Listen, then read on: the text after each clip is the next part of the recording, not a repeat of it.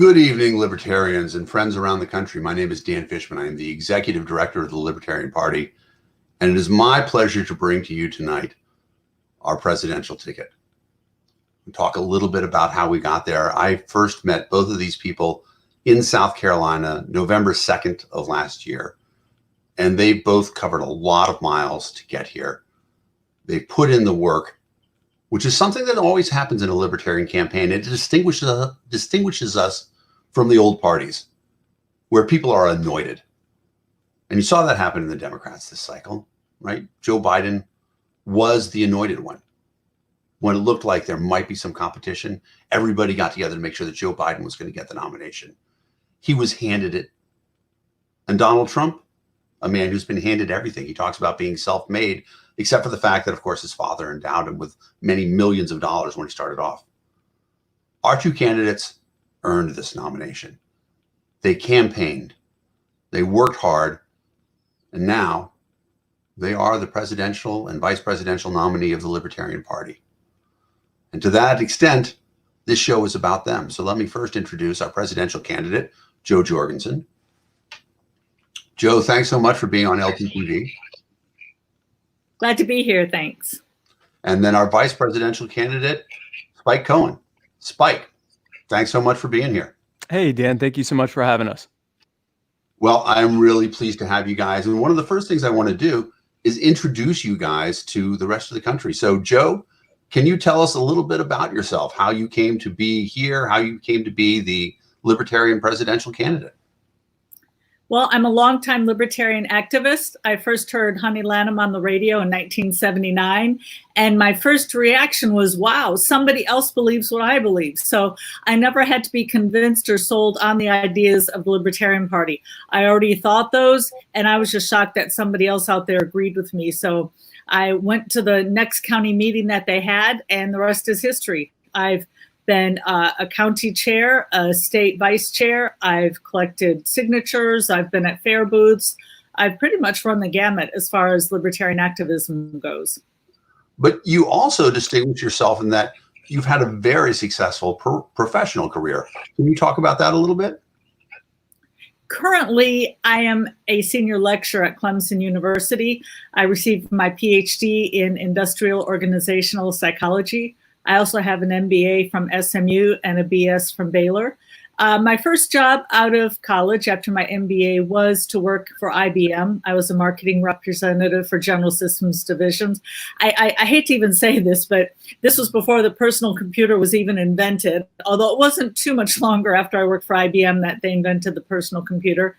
And then I had a couple of computer companies. I had a software company, and then I duplicated computer software, legally I should add, and went back to school, got my PhD, and here I am now teaching. So it's a varied career. Oh, that's really fascinating. And so we also have Spike, tell us a little bit about yourself, and then I want to dive into your sort of professional background too. But first, how did you come to be here? How did you come to be the vice presidential candidate? Oh, well, that's quite a journey. So I actually started my political belief as somewhat of a neocon. My parents were more kind of libertarian leading Republicans, but after 9/11, I bought into the whole neocon lie that we had to spread democracy to keep us safe from the terrorists who hated us for our freedoms and so forth. And over time, seeing the reality of what happened during the wars in Afghanistan and Iraq, it really made me re-examine what I believed. And over time, I kind of went from being a neocon to more of a just regular conservative to a constitutionalist to a minarchist, and eventually down to a libertarian. And that's how I got there. I've been what I would consider I guess radical libertarian for several years now. I started 3 years ago. I started Muddy Waters Media, which is or I became the co-owner of Muddy Waters Media, which is geared towards using entertainment to reach the message of liberty outside of libertarian circles. So spreading the message of liberty to people who haven't heard ideas like non-aggression or self-ownership or voluntary solutions, the libertarian message. And it's been pretty successful. And on the weight of that, I decided to run put my hat in the ring for the VP run last December. And for 6 months, I hit the trail going to state conventions, listening to the delegates and talking to them, helping raise money for those affiliates. I went to door knocking tours in housing projects and marginalized communities to spread the message there and to also help grow those local affiliates. I did campus tours to help start and grow campus affiliates at various college campuses. I went to Republican and Democrat competing political events to go there and poach some of their supporters and convert a bunch of them over to our side, to great success in New Hampshire, particularly when we did that. And let me touch on that for a second, because one of the favorite things that I've heard is that if you want to convert people, don't go to church because they're converted already. Can you talk more about the evangelism that you're doing to Republicans and Democrats? So this was particularly in the Democrat primaries. Yep. And the thing was, we went there to be entertaining. And this was back when I was Vermin Supreme's running mate. But we went and or Vermin Supreme's proposed running mate when we were still in the I guess the convention season to pick our nominee. And we went there with an entertaining message. And we engaged the people there, and they were very thrilled to take selfies with us and get autographs from us and everything else. And a lot of them, we got them to sign ballot access petitions for New Hampshire, got them to join the Libertarian Party of New Hampshire if they were in fact New Hampshire residents. Some of them are still on my social media team to this day, former Yang Gang people, former Bernie Sanders people. I'm not convinced that most supporters of different Republican politicians are already converted. That's just all they've heard so far. And if you can present them with something that they find engaging and empathetic and dynamic, they will come over to you. So no, I'm a big fan of poaching Republicans from their own events. That's awesome. I'm going to follow up on that a little bit more. Joe, I want to come back to you and talk about something that I heard you say in South Carolina that has stayed with me for a long time. The idea that this generation could be called the opt-in generation, because every website that they go to, they have to allow cookies. They have to opt in to have their messaging, to have their information stored. They have to consent to all sorts of things, and they expect that now. Case in point, if anybody has some sort of privacy violation where their information is used for something else, people are really upset about that right now. And you were the first person to bring me to the realization that that is truly libertarianism, because libertarianism is consent culture. I wonder if you could elaborate on that idea a little bit. Sure. So I teach psychology at Clemson, and I read a great book by a social psychologist named Jean Twenge. And the name of the book was called iGen. And by the way, I recommend it to anybody who wants to understand the current young generation. So she pointed out, and the reason she calls them the iGen generation, and we haven't settled on a name yet. People keep saying Gen Z until we come up with a real name, just like we had Gen Y before we called them millennials. But she points out that this is about the most libertarian group coming up through the ranks, that they look at gay marriage and they say, well, of course, why shouldn't you be able to marry who you want? And then they look at guns and say, well, yeah, why shouldn't you own a gun if you want to own a gun? Mm-hmm. So they've been, and she points out that they were raised on computers. So the first generation who has had computers, cell phones the entire time that they've known, since they were pretty much alive. And when you go on a website, you get to opt in. Now, those of us who are older, we never had that. There were mailing lists and people calling on the cell phone or the old landline phone. And so the newer generation, they got used to, nope, don't want that. Nope, don't want that. Don't want that. And they would just go after what they do want. And in fact, even look at their news. I was raised on news from the TV, and you watch it for half an hour. Maybe you don't like this story, but guess what? You have to sit there and listen to it for a couple minutes, because then you got to wait for the next story. But the current iGen generation, they just go to the news website. Nope, I want that one. I want that one. I want that one. It's like their entire lives have been a menu. And the Libertarian Party is great for that, because that is our message, that you only opt into what you want to opt in for. And we use this mostly with Social Security. And I've been saying from the start, if I'm elected president, the first day in office, what I want to do is opt out of Social Security, or have the opt out. So you can immediately opt out of Social Security so that you're no longer paying money into the Ponzi scheme, so that older people can get a secure retirement through another way. And they don't have to be so fearful about being under the whims of Congress. And so this is a message that is just perfect for that generation, because they look around and they're just used to basically ordering from a menu and choosing what they want to choose. That's awesome. And I appreciate how clearly you put that. Yep, exactly. Thank you. Well, I'm a teacher. I'm a teacher. I better be able to explain things. Well, and I think that will help on the campaign trail. But I think, too, that that's something that a lot of people don't understand, is that the messaging that people have been getting from the existing government has been, let us tell you how it's supposed to be, as opposed to the libertarian message where we say, let us tell you what your options are. And somebody, Spike, you're a guy who's done that a lot, where you start explaining to people that they actually are more options than what they have. Yeah, I mean, that's how I get them.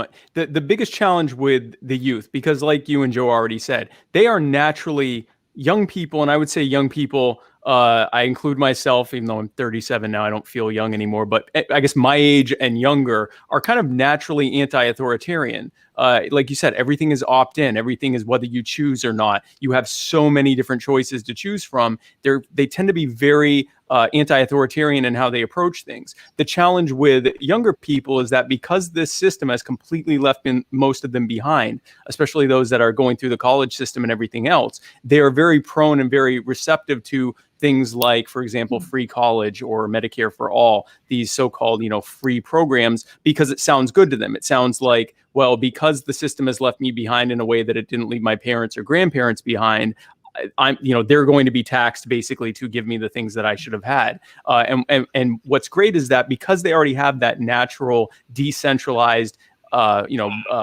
lots of choices, anti-authoritarian way of looking at things, it's very easy to message to them. So, for example, with college students, I would talk to them and say, I'd ask them, what their biggest concerns were. And almost all of them said student loan debt. Am I going to be able to get a job, in my chosen field once I get out so I can pay all this student loan debt? And I would say, what are you majoring in? And they'd tell me, and almost always whatever they were majoring in was specifically for whatever their chosen field of work was. And I'd say, well, let me ask you something. What if instead of having to spend 4 to 8 years in university and run up 5 or 6 figures of student debt, what if instead you could do like a voluntary apprenticeship or internship program with people who are in the type of business that you want to get into, where you would apprentice directly under them or intern directly under them, and you do it for free or a small stipend, but you wouldn't be running up, tens or hundreds of thousands of dollars in debt, and it wouldn't take you 4 to 8 years. It would take you considerably less time and cost you far less. And until you reach the point of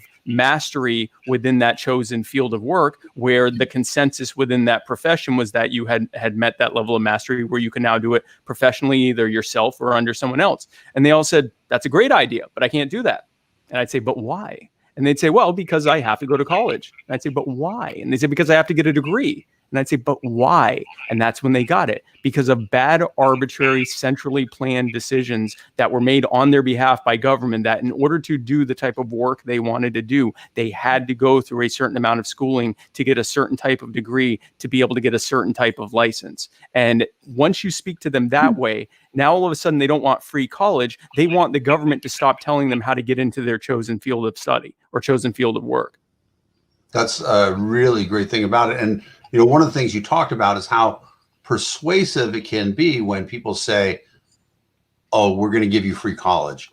Oh, yep. We're going to give you free healthcare. And of course, libertarians, in fact, the theme of our convention is there ain't no such thing as a free lunch. But that messaging of potential reward, and actually reward in general, the positive reward and the model of behavior modification, is something that I'm familiar with. My background is in special education, and obviously here I'm going to call you Dr. Jorgensen. Dr. Jorgensen, you are, I know you want to be called, you like to be called Joe, but in this case, I was wondering if you could talk to us first, because a lot of people don't realize how incredibly powerful positive reward and behavior modification is. And I wonder if you could talk about first that as a psychologist, and then talk about how the government has sort of been rewarding behavior that the government wants to see increase. You're absolutely right. And I could give a whole lecture on reward. Well, in fact, during the school year, I actually give 3 lectures on Skinnerian behaviorism. And even though, yes, we've come a long ways in psychology since Skinner, and by the way, yes, Skinner's the one who said we don't have a free will. Of course, we have a free will. However, a lot of his discoveries still hold true today. For instance, gambling is the only non-substance addiction that is in the DSM, which is a list of basically all the mental disorders. So gambling is basically where you keep pulling down the slot machine. You know, you put the quarter in or dollar, whatever, pull down the slot machine. You go and you go and you go because your brain is wired to think, oh boy, maybe I'll hit the jackpot this time. Maybe I'll hit the jackpot that time.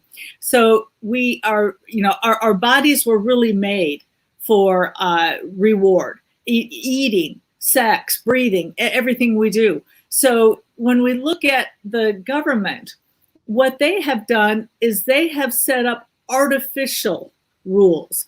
You know, if we look at the rules of human beings, if we want to eat, we go look for food.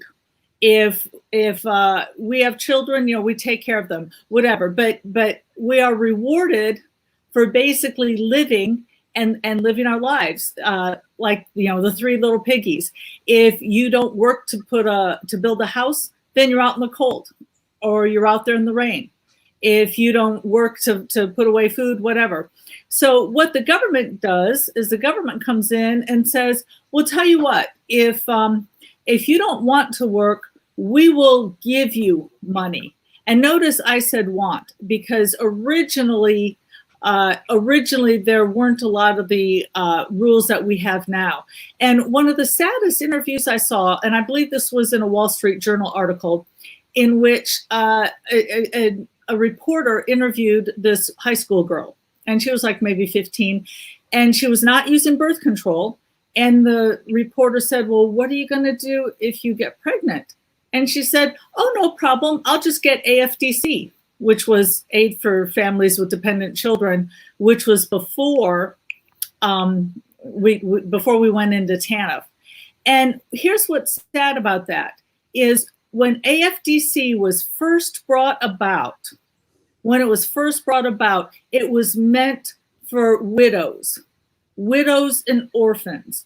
And, you know, back in the 1930s, 1940s, we didn't have as many out of wedlock births. And so if through some unfortunate thing, we've got, the father dies, because back then women couldn't work in the workforce like they can today, the breadwinner's gone, we need some way to support that woman. And it made sense at the time because people weren't looking, people weren't going after it like this 15-year-old was. And that's what's so sad is you put up something that's a safety net that's supposed to catch you if you fall. And now people are planning on jumping into the safety net. And what it does is it robs them of their dignity. It robs them of the pleasure of accomplishment, of maybe finding their way out in the world. And last, it's really robbing families, because what we've seen is through changes in welfare, oftentimes if the father is there, then the mother or the children have to give up at least some of their welfare. So now basically the government is literally saying, just like you've got a rat in a maze. Okay, you go through the maze or you press the bar, you get the cheese, whatever. The government is actually setting up a system which says, okay, if you have a broken family and do not have a father, do not have a role model, we will reward you and give you money. And I'd like to point out that a child's most important, most influential role model is a same-sex parent. So now we've got a lot of young boys out there who don't have that father as a role model. And if I could slip in one other thing too, I can be a professor if I want. What we have now in the other thing that the government did that was not good was before we had planned housing, people with less money would be living next to people with more money, who would be living next to stores near, it was just kind of scattered.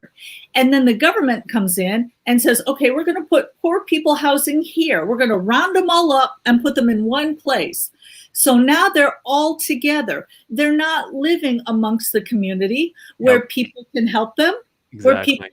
where people can say, hey, down at our plant, I'm a manager. Hey, I got a job you can have. Instead, it's just a whole group of people living amongst themselves who really can't help each other get out. Yep. So somebody interrupted me. I'm sorry. No, I'm sorry. I'm just agreeing with you randomly. As you're talking, I keep saying yes, exactly. I apologize. Okay. Go ahead. So, so now what we have is we have a community of poor people, because the government put them all in one place where they can't help each other. And guess what's the only way you can drive a Mercedes? The only way you can drive a Mercedes is if you sell drugs. So now what the government has created is an enclosed community without fathers, and the only role model is the drug dealer who's got the great jewelry and the Mercedes. And now we've got a criminal as a role model. It is just tragedy what the government has done to motivation and incentives. And that's a fascinating topic because, the stratification of our society is something that we're all really concerned about. And yet most people say, oh, I need government to solve stratification, without realizing that it's government that has been causing the stratification. And Spike, I think I can see you're raring to go on this. Yeah, no, so government, everything that Joe just said is 100% on point when it comes to the welfare state. There's also the aspect of, we're talking about the positive reinforcement. There's also the negative reinforcement. They stick to that carrot, which is things like occupational licensing laws and other regulatory burdens that have removed so many of the... Technically, that's punishment, not negative reinforcement, but go ahead. That's fair. Fair enough. Fair enough. But you have the situation where if you do want to actually try to get ahead, they have criminalized poor entrepreneurialism. If it costs thousands or tens of thousands of dollars to get into to do something even like being a handyman or even braiding hair or doing food service or something like that, which shouldn't cost anything. There's no mastery there that you have to prove. You should just be able to provide a service to someone and charge them for it. But if you can't afford all that money up front to do it, not to mention the taxes and the marketing and everything else that would be involved in starting a business, then it's illegal for you to do it. They have criminalized poor entrepreneurialism, and they've incentivized just getting a check. And I saw that time and time again when I was knocking on doors in housing projects. Every single person there had a side hustle. Everyone, whether they were in their teens or in their 80s, all of them were doing something on the side that was, and most of it, there were some people doing things that just what they were doing was illegal, but they were doing businesses that would be legal if they could afford the thousands or tens of thousands of dollars in compliance costs. And so instead they just did it illegally. And, they didn't realize they were engaging in agorism, but they were living on state property and they were being robbed of any opportunity to be able to get ahead in life. And they were living on the scraps of what they had. When the police came through, it was to collect revenue. It had nothing, or to make sure people weren't doing anything, where they didn't have the right licensing. And if they called the police for something that, like a shooting or something that was an actual, safety issue, good luck ever having the police come there. These were people that had already been fully disabused of the idea that government was in any way trying to do anything but harm them. And so when we came there, they were very receptive to our message, and we signed up many of them as a result of it. That's awesome. And so I want to thank all the people who are watching. This is, of course, LPTV. We broadcast over YouTube and Facebook, and coming soon to Roku and other channels. We're excited to have you here. I have a couple other shows coming up Friday night, Candidates Corner, and a few other shows. So please make sure that you have LPTV bookmarked and that you check back for our content. I want to follow up on some of those things that you talked about, Spike, and go to you, Joe. The government causing all these problems, and we talk about incentive. Do you think that government has an incentive to have a population that is dependent upon government? Are they doing this on purpose? I'm going to go to you with that question, Joe.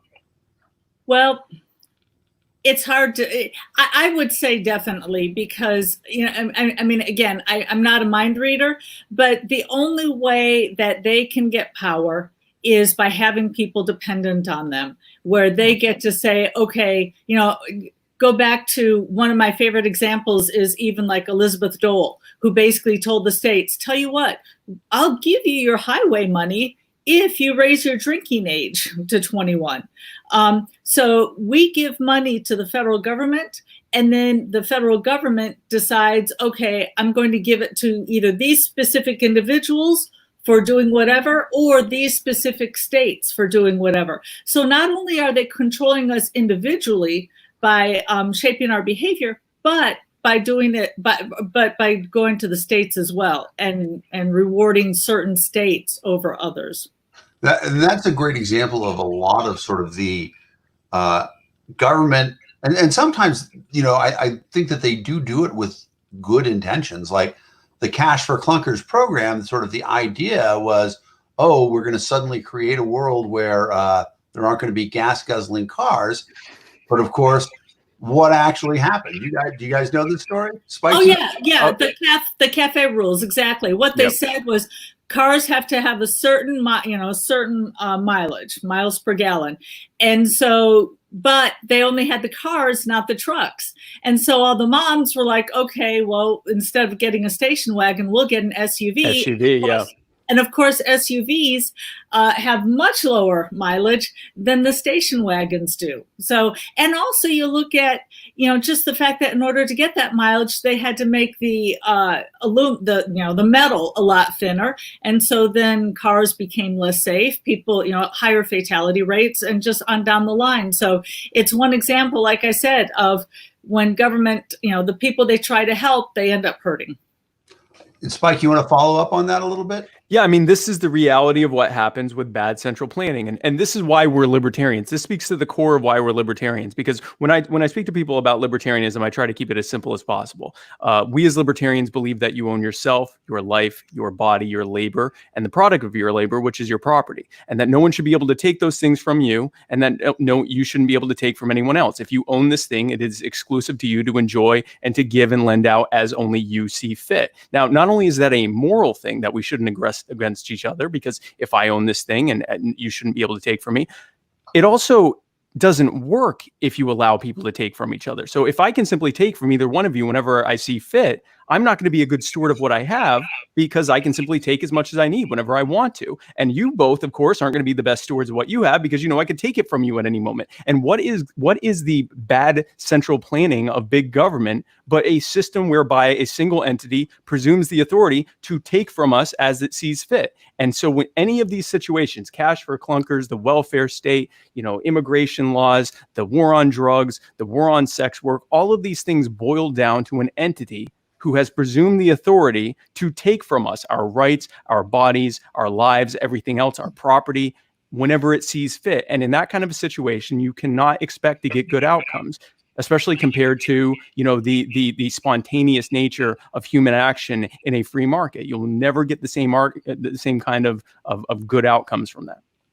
Oh, and can I mention, because you brought up central planning, and you're talking about it from a self-ownership type. I like to look at it from a practical aspect, and basically how we get things done the best. And one of the best things I learned is in grade school, and unfortunately they don't teach this anymore, but I was taught that the reason that America was so great and Soviet Russia couldn't even feed themselves was because of their central planning, that over there they would have steel, and they wouldn't know, okay, how much steel should go to the cars, how much steel should go to the refrigerators, where do we put all that, who do we give the steel to, is basically what they had to decide with their 5-year plans.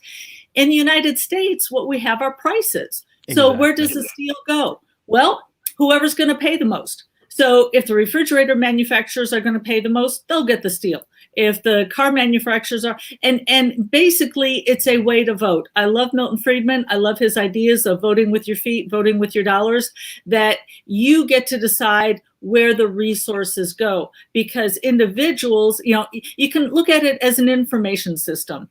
The market, the different people are sending information by what they're willing to spend as to what resources get used and where they should go. Central planners never do as good of a job. Exactly. That's a great thing. It's going to lead into a question. I'm going to go to you with this one first, Spike. Talking about the fact that, voting with your dollars, we are, and I don't think a lot of people have realized it yet. Some people have, but we are on the cusp of a massive recession and probably depression in this country based on the shutdown of the government. And it seems like the thing that would get us out of it is the free market. If people were actually allowed to honestly vote with their dollars for the services they want. But all the reopening plans, all these things that are happening are being run by the government. And it seems to me like that's going to be a path for failure. Spike, what do you think about that? Well, of course, that's what's going to happen. You have government trying to, it's not as bad as the Soviet Union where they were literally deciding, where the steel should go by committee instead of allowing price signals to determine where it is best allocated. But there's still some kind of half step between that where the government is still trying to pick winners and losers. We saw that with this shutdown. Right. And I mean, we could get into a whole thing about how the government even caused that pandemic to spread as widely as it did by not allowing healthcare professionals to test it for the first 6 to 8 weeks that it was here. But we can put that aside for a moment and just talk about these lockdowns and shutdowns and shelter in place orders and so forth. Isn't it an odd coincidence that the places you were still allowed to go during the lockdowns all happen to be the big box companies, the largest companies who had the biggest crony lobbyists making sure that they remained open? Because it's clearly safe during a pandemic for everyone to crowd into a Walmart or a Target or something like that. But it's definitely not safe for you to go to a small furniture store or something where there might be 3 other people in the building with you. And so that's a perfect example. When you have government making economic decisions based on political calculations as opposed to the perceived best interest of the parties involved in that particular transaction or situation, you're never going to get the same outcomes because you're not having a decision made based on best outcome. You're having a decision made based on the political calculation of the person arbitrarily deciding it. And that leads me to a really interesting conversation I had recently. In physics, there's this idea of a closed system, that there's only so much energy in the system. And if you apply it to our political system, there's only so much power in the system. And if you believe that all power derives from the people, the only way government gets power is if the people have less power. Exactly. The only way a corporation can get power is if government takes power from the people and gives it to that corporation. Joe, I wonder if you could talk about sort of the pattern that you see where the government is depowering the people, or the people have been convinced by the government to depower themselves. Oh, just pick the topic and I'll give you an example. Right. Let's go right down the line. We've got the Department of Education, in which parents and teachers and students are no longer the ones who decide what kind of education. But again, people in Washington. Look at even art and music. Why should we spend our money, put our money towards the government and let them decide which artists get money and which artists don't? How about we get to decide that? Yep. Keep going, Spike. Oh, man. I mean, like she said, any topic, immigration. So you have a situation where you have a sizable number of Americans who are demanding that the government infringe upon their right to host, hire, or house whomever they wish on their own property, or to travel to properties where they are welcome, because they have been fed ideas, fear-based ideas that migrants are coming to take their jobs and to victimize them and to, bring crime and all sorts of terrible things. And of course, this is the same rhetoric that, my ancestors saw when they came here, 100 plus years ago. But, so there's nothing new under the sun there. But this is an example where government uses, in this case, fear. And this is true with the war on drugs, the war on sex work, the perpetual wars overseas, where they use messaging of fear through the crony corporate media that is, completely beholden to them, and vice versa, to, put fear signals into us to make us basically willingly give away our rights, to say, you know what, I'm scared of, in this case, these migrants. So please put them in camps and please take away my ability to freely associate with people that I could actually probably have better outcomes with. And could I pick this up and continue and talk about healthcare? Absolutely, yeah. Because healthcare is one of the things that I'm passionate about. First of all, it is a literally a life or death situation here, a life or death topic. We can talk about education, and if your kids don't have, an ideal first grade experience, if they're forced to not say a prayer or not say the pledge or whatever, if you disagree with the schooling, it's probably not life or death. However, with healthcare, it is. And unfortunately, a lot of people think we have a free market system when we don't. So we're headed towards single payer. But here's what's scary. The people think we have a free market system now, but there are so many ways in which you were talking about people taking choice away. So for instance, you have to go to somebody who has gone through a certain number of years of college, med school, residency, and so forth, as opposed to why couldn't we have other specialists with less training? It's kind of like they're saying, okay, you have to get the Mercedes-Benz of every doctor. What about the certificate of need, in which you have to prove that there is a reason, you have to prove a need for your hospital, that if you want an MRI machine or whatever, you have to prove that you need it. Instead of saying, okay, we're going to open up this hospital, open up this clinic, and if it goes out of business, oh, well, it goes out of business. Instead, you have to prove that it won't go out of business. And so what happens? They have fewer hospitals and fewer clinics, and fewer of everything go up because of that. And in the worst of situation, in the best of situations, because as someone who has MS, this is also something very near and dear to me. And in the best of situations, what she just described, certificate of need laws and these ridiculous laws where you actually have to prove that you need these devices or you need a new hospital. In the best of situations, it leads to higher costs and lower amounts of access. And in, for example, a pandemic, it leads to people dying in hospital hallways because there aren't enough beds, there aren't enough respirators, there aren't enough ICU beds, and it's just absurd. It is a poorly centrally planned thing. And no, we do not have a free market. And I've actually walked people through before. We've actually had episodes on my show where we have talked about the history of how the cost of healthcare has continued to skyrocket every single time the government further injects itself into the market.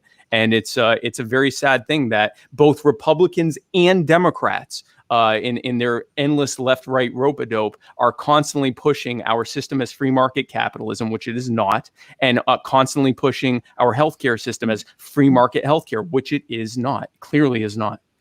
Yeah, and can I bring up one other point too? Yes, please. Yeah, no, please, I will never stop you. I have to keep muting myself so I don't talk over you saying yes over and over again. No, I think that time I was interrupting you. But so getting back to the free market, and by the way, this brings in the reward part too. So see how I'm doing that as a teacher, tying all the loose ends together. So what I would point out is that well, first of all, we're getting back to the reward. You never spend other people's money as well as you spend your own. And another saying is you never wash the rental car before you take it back. So the only two fields in which there is a true profit, or more of a free market, let's say, would be cosmetic surgery and LASIK surgery. And in both of those fields, the quality has gone up dramatically and the prices have gone down dramatically. But no, because they have to actually fight for their customers. They have to compete.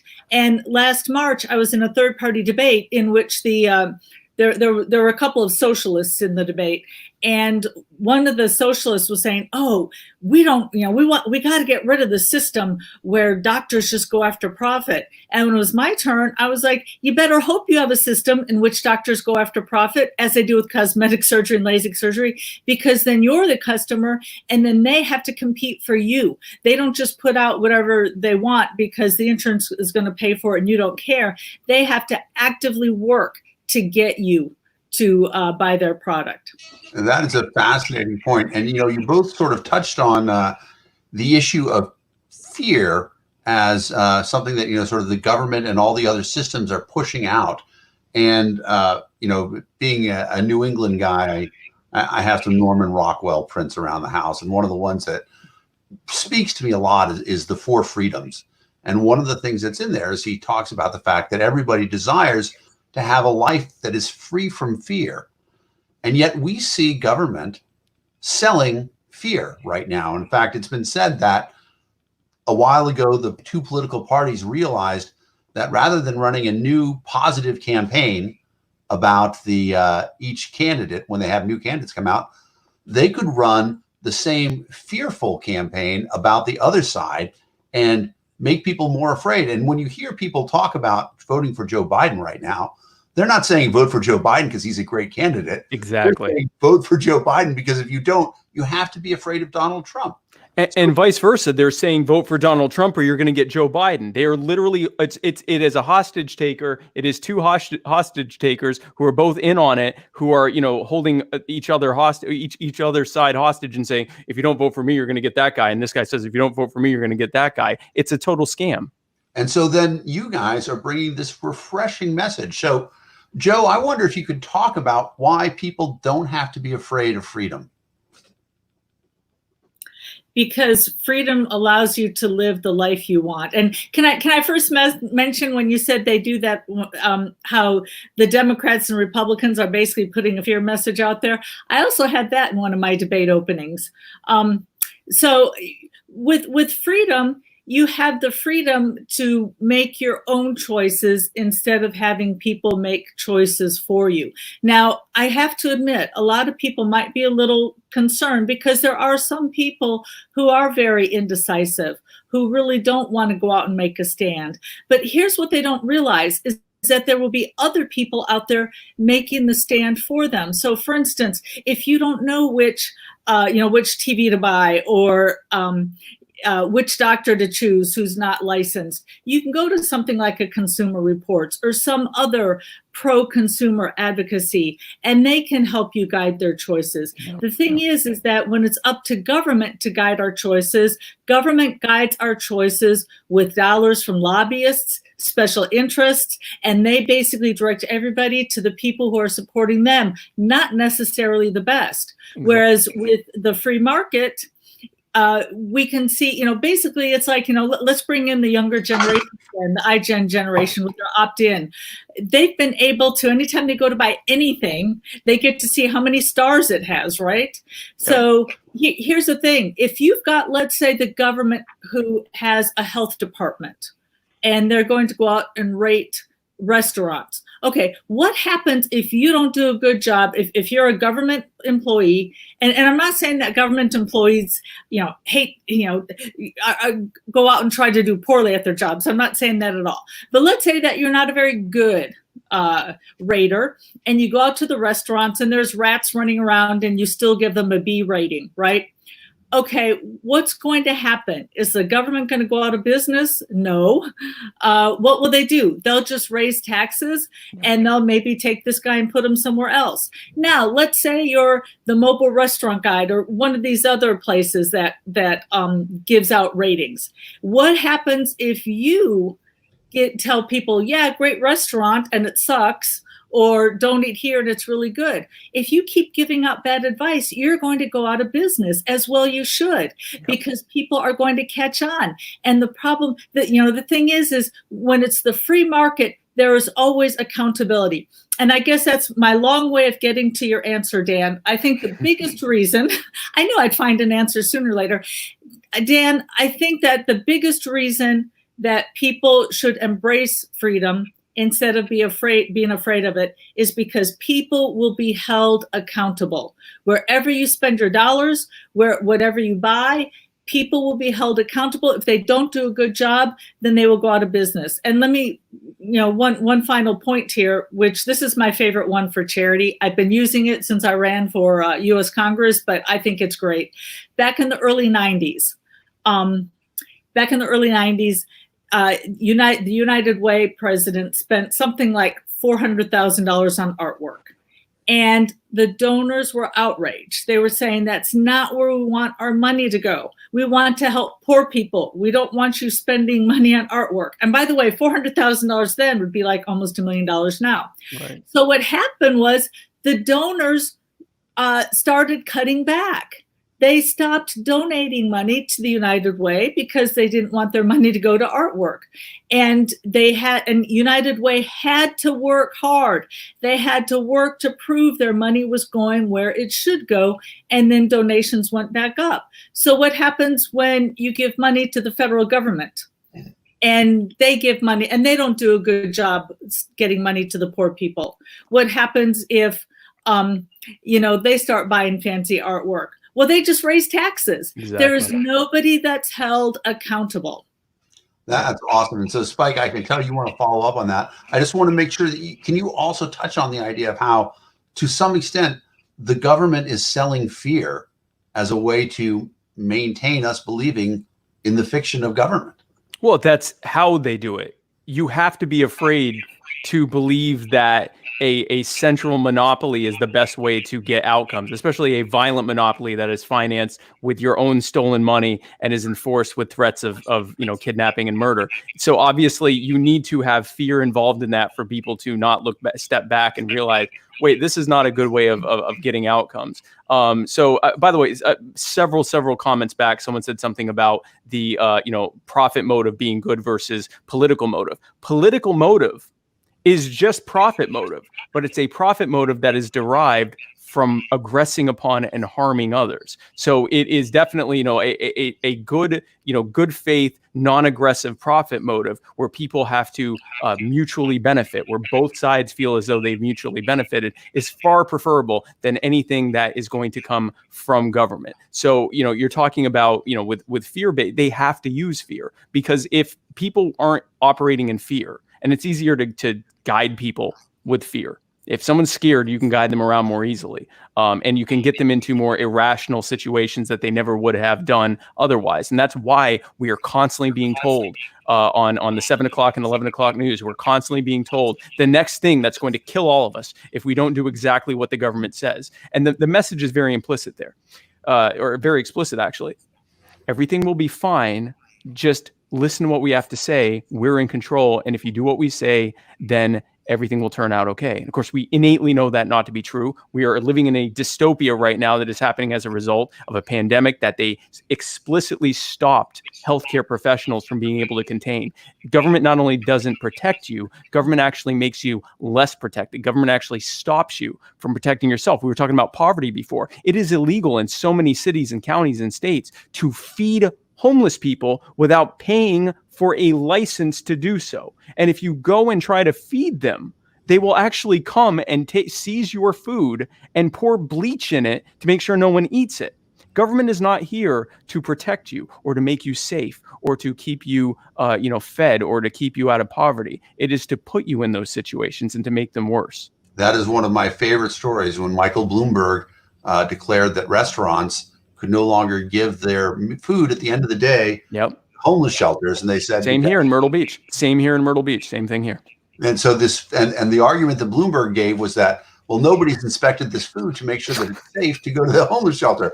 So at 11:59, it would have been safe to serve to a customer, but somehow at midnight it was magically spoiled. So here's the thing: if those homeless people had walked in and paid for the food, it would have been fine.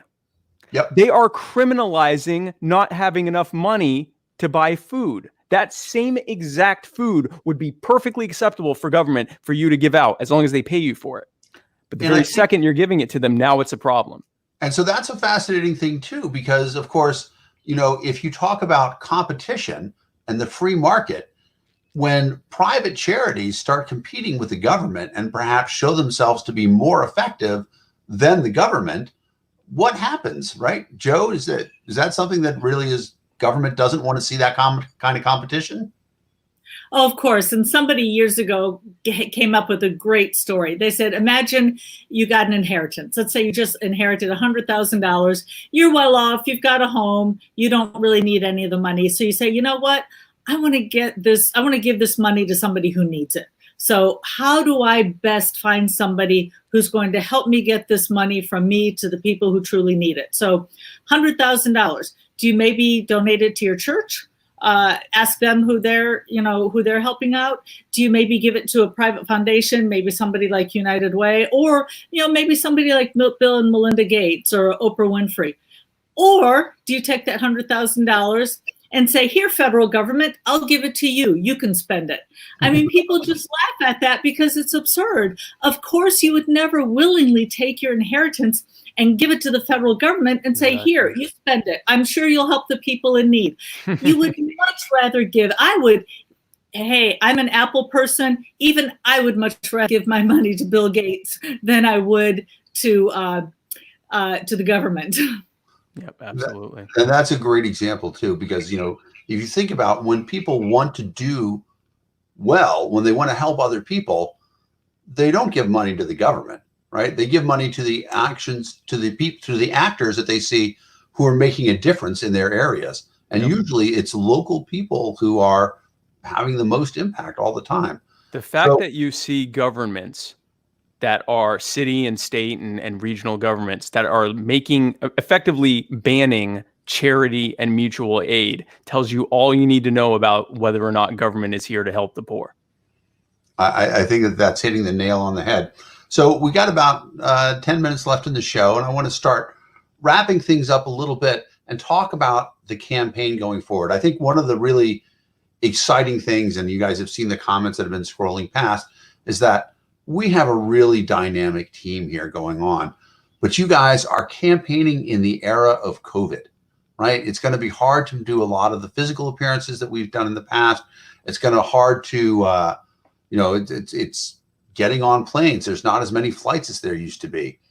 I wonder if you guys can talk about how you're going to be doing the messaging. I'm going to reverse it a little bit and I give you guys about 2 minutes on this because you guys are pros and you can hit all the timing marks now from all the debates you've been doing. Spike, talk about campaigning in the era of COVID. I actually see this as a great equalizer. So in the past, when the Republicrats would campaign, especially on a national level, what do they do?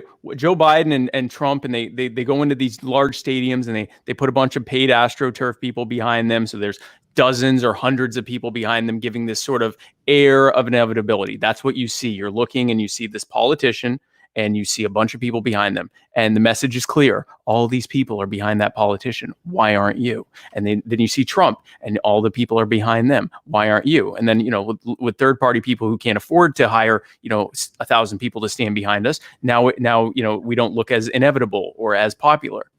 Now we're all just people in front of our webcams. All of us are doing the same thing. The only difference now is that they are just people in front of their webcams with terrible ideas who have to try to defend this terrible system that's this terrible thing that has happened as a direct result of their failures and aggressions. Whereas we are people in front of our webcams who can have our great ideas and share our great ideas and put them on the defensive. So I think it's actually in one way, it's actually a very a great equalizer. Obviously, it creates problems with things like ballot access, trying to get petitions signed in a time when it would actually be illegal to try to get that many petitions signed, just because of what it would involve having to do. So we're involved in lawsuits to try to force ballot access and things like that. But in terms of the actual campaigning itself, I find it to be a great equalizer. And of course, that's why it's a good idea that you have an accomplished podcaster as one of your on your actual presidential ticket here, is because we have a history of doing this. My podcast is better than Joe Biden's. The quality is better, and obviously the ideas coming from it are better. We have a history of doing viral videos and things like that. The delegation always chooses the best possible candidates. Before I go back to Joe, I want to talk about some of the donations that have come in right now, people who are jazzed about this ticket. So I want to thank Michael Martellaro, Paul Schweitz, Grace Swanson. Thank you guys very much for donations that are the thing that make this campaign go. And thank you. Joe, I think Spike hit campaigning in COVID out of the park. I want to give you a couple of things to talk about. There's a saying in politics that money is the mother's milk of politics and data is its daily bread. Can you talk about the need for the campaign for financial support, but also for data support? Oh, absolutely, because we need to reach as many people as we possibly can. And to do that, to the outreach, it takes money. We need to be able to have advertising. We need to be able to have other shows like this, and we need to get the word out. Unfortunately, the Democrats and Republicans both get a lot of media attention that we don't get. And one of the, and it's kind of like a, what do you call it? Where it's a cycle. Because if we don't get enough money to run ads, then what they say is they say, well, you don't have enough attention, so we're not going to talk about you in our nightly news, in our news show tonight. And we say, well, but we don't have enough money for ads because you're not mentioning us in your news. And they say, okay, well, if you start making money, then we'll mention you. So, basically we have to get that rolling. What we have to do is we have to show that we are newsworthy. We have to be able to buy ads. And one thing that we're going to do that's been a little different from past campaigns is we are going to get advertising out there sooner so that people do hear of us. Because if we can get advertising out there sooner, then first of all, yes, the media will see that, okay, maybe we should pay attention. But secondly, so that other people will hear about us, and then they will donate, and then that will make it even bigger. So we want to grow exponentially. I think that that's a great goal. And in this era, there's a lot of opportunities that are available to us. So I'm going to put on my executive director hat here for a moment. And I have a charge for everybody watching this. This has been an amazing broadcast, very high quality. The sort of thing that, frankly, a Republican or a Democrat couldn't do. They couldn't have an intellectual but also attainable conversation about the political issues facing this country. This happened because of you. This happened because of our candidates, but more people have to see it. So I want to charge you guys to do two things. First, you need to share this. You need to share this in your social media platform, whether it's Twitter, whether it's Facebook. Maybe you can go on both of them, but you really need to share it. And then the next one, I'm asking for an exercise in literacy. Find your local paper. They need content. You can write a letter to the editor right now, and it will get published. So right now, there are 1,000 people watching this broadcast. Okay, we're probably going to have over 20,000 views by tomorrow morning. If every person who is watching this writes a letter to the editor, I am so excited about the Libertarian campaign. I'm so excited about Joe Jorgensen, so excited about Spike Cohen. If you get that message out there, these candidates are going to be successful. And so we have 3 minutes left in the broadcast. I'm going to split it up unequally. I'm going to give Spike a minute, and I'm going to give Joe 2. But Spike, give us a minute. Talk to the electorate.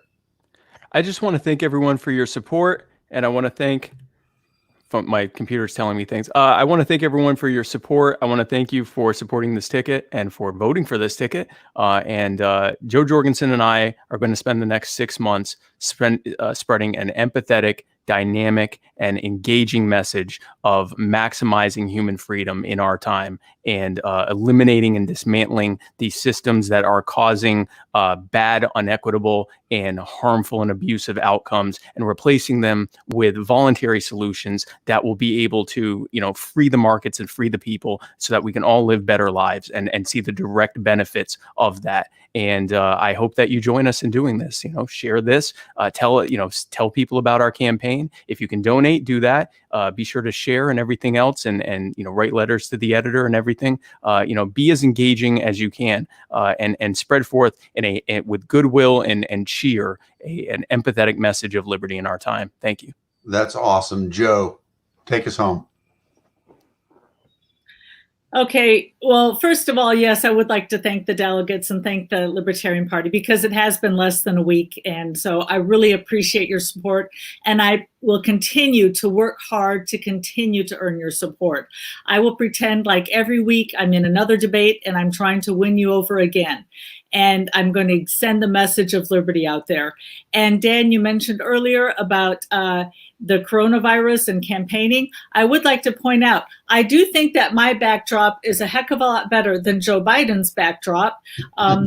Although people have said, well, it looks like a fake fireplace. Actually, this is my dining room / office. and the house is 100, or yeah, it was built in 1912. It's over 100 years old, so real fireplace. But I just want to talk about the message that I'm going to be spreading against Joe Biden, who's locked up in his basement with all those books. I'm going to be talking about what people are excited about. And what people are excited about now, they're worried about healthcare. We have to explain healthcare to them. We have to talk about bringing our troops home. We have to explain to everybody that there's no need for us to be the world's policeman, that being all around the world actually makes us less safe, not more safe. And the irony here is that the military is supposed to keep us more safe, not less safe. And last, I'd like to talk about the environment again, because the iGen generation is really concerned about the environment. So are millennials, for that matter. And once again, as with any topic, the free market works best. It works much better than government bureaucrats planning in Washington. Thank you so much. That's fantastic. Thank you guys very much for this excellent show. I'm going to come back and talk about one more thing. This pin that I have right here, this is a pin that you get when you are a lifetime member of the Libertarian Party. And we are bringing people in because we understand that the struggle for liberty in our lifetimes is a lifetime struggle. If you want to find out more about that, lp.org/lifetime. This is LPTV, bringing you the issues of the Libertarian Party, bringing you our candidates, and broadcasting out to the world. Please share. Please do everything you can to support this ticket. And thank you guys very much for tuning in.